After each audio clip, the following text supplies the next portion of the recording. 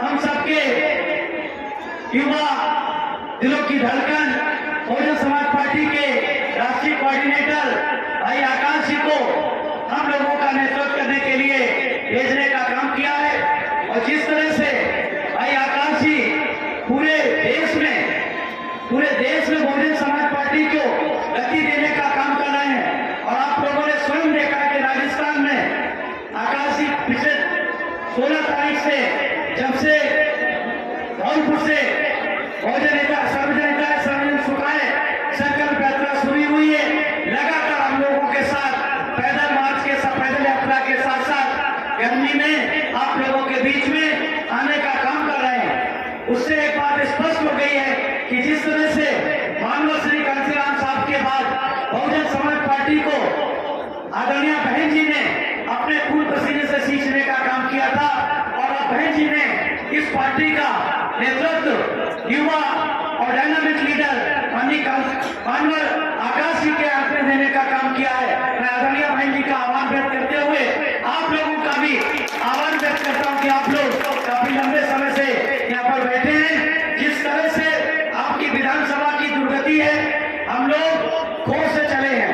खो से चलने के बाद 1 किलोमीटर भी सड़क ऐसी नहीं मिली जहां पर हमारी गाड़ी 20 किलोमीटर की स्पीड से ऊपर चल पाए। इससे एक बात स्पष्ट हो गई कि आप लोगों ने इस नगर विधानसभा से जिस विधानसभा के प्रत्याशी को, जिस बहुजन समाज पार्टी के प्रत्याशी को आदरणीय बहन जी के दिशा निर्देशों पर वोट देकर जिताने का काम किया,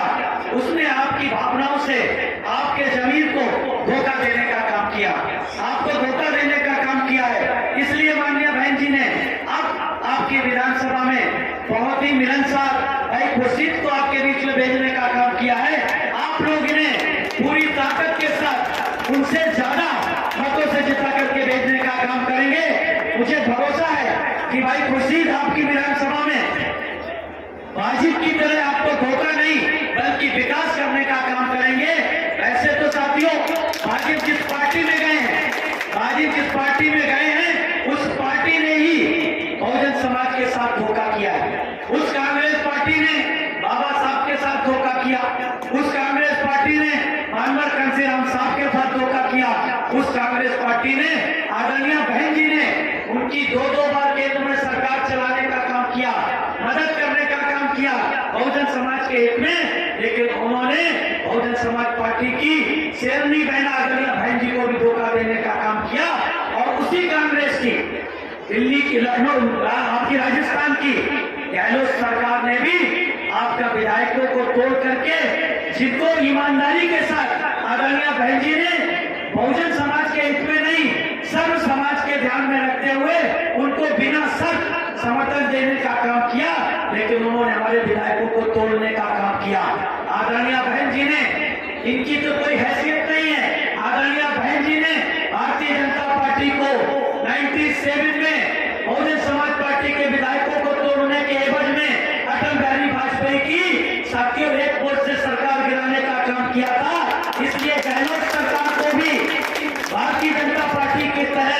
सूद समेत बदला लेने का काम बहुजन समाज पार्टी इस 2023 से साथियों अंत में होने वाले चुनाव में हाथी के सामने वाला बटन दबा करके आप बहुजन समाज के ज्यादा से ज्यादा प्रत्याशियों को जिस विधानसभा में आपके नाते रिश्तेदार रहते हो उनको बताने का काम करिए कि किस तरह से 5 साल तक आपको कांग्रेस पार्टी ने ठगने का, धोखा देने का काम किया है, झूठे वादे करने का काम किया है, आपके साथ, आपके बच्चों के साथ, आपके बच्चों की तालीम को रोकने का काम किया, आपके बच्चों की दवाई को बेचने का काम किया, आपके बच्चों को पढ़ने लिखने से महरूम करने का काम किया। इसलिए